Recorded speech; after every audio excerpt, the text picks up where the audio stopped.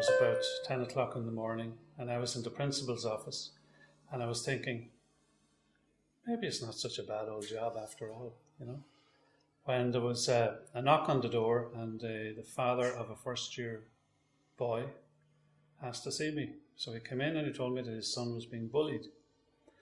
And I must say I was very amazed by this, because, 3 weeks into school,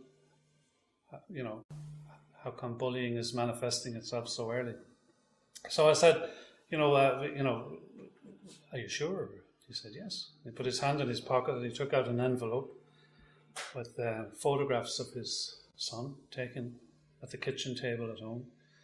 He had his shirt off and he was covered in bruises all over his chest and his arms.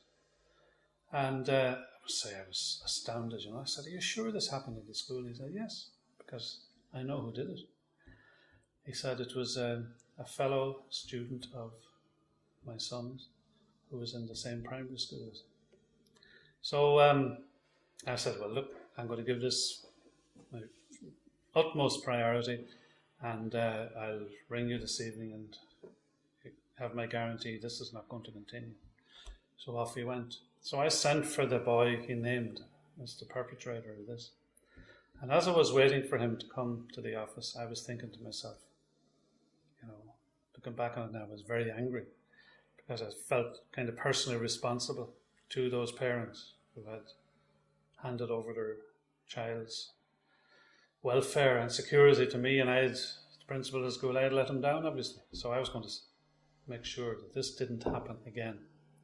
So I was weighing up in my mind whether I would suspend him for 3 days, and then I thought, no, I'll suspend him for a week, because that will send a signal to everybody in the school that you don't come into the school and bully people. So as I was waiting for him to arrive, something came into my mind. What about this restorative business? And we had little cards printed for the staff with the restorative questions on them. And I looked through the desk and I found my card with the questions. So I thought, well, maybe I should try these. So the boy arrived in and I welcomed him and asked him how is he getting on. And I said, well, have you any idea why I sent for you? He said, yes. I said, why? Because I've been bullying the other boy. Okay. So I looked down at my questions and I said, what happened? And he began to tell me. What were you thinking at the time? He told me that. Who has been harmed by this? And he investigated the impact on the boy himself and his parents and his brothers and sisters and the other first years and the school personnel, etc., etc. But a most amazing story emerged, because it appeared that when he was in the primary school some months earlier, he had been bullied himself by another student, and he had made up his mind when he came to the secondary school that he was going to take on the persona of the bully. So, certainly not justified behaviour, but, there was a certain logic to it. And then we came down to the end, what do you need to do now to put things right? So immediately he said, well, I'm sorry for doing this, and it was a very genuine apology.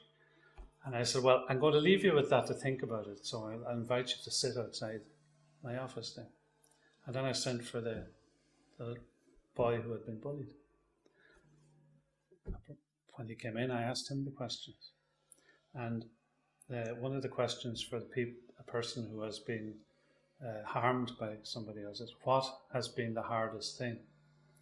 And the hardest thing for him was, why is he bullying me? When a couple of months ago in the primary school, we were never good friends, but he never laid a finger on me. Now every day I come in here and he's, down the corridor, he's punching me, and he says, is there something wrong with me? Suddenly I realized I have the answer to your question, and it's sitting outside the door. So I said to him, would you be willing to, if I invited in X outside the door and we went through the questions again? He said, yes. So I did. And as we went through the questions, I began to see that the boy who had been bullied now began to realize there was nothing wrong with him, that there was a reason, twisted and all though it was. But it delivered him out of that sense of, well, I must be doing something wrong if he's turning on me.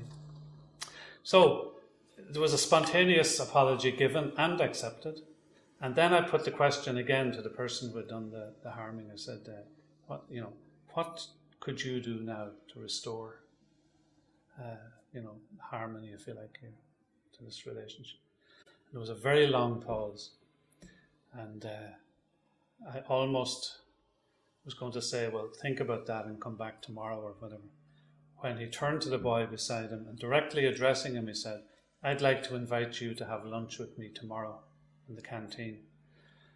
He said, I'll buy you the lunch, and that'll show the others that I'm not bullying you anymore. So I said, and how do you feel about that? He said, yeah, that's great.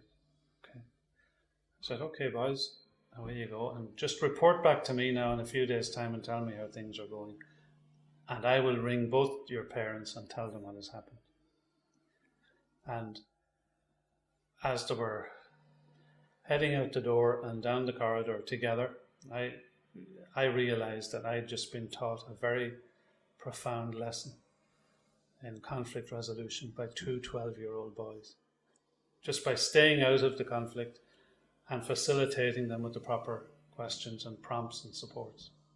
So that was a eureka moment for me in my whole work as a restorative practitioner or a mediator, or call it what you like, as a human being.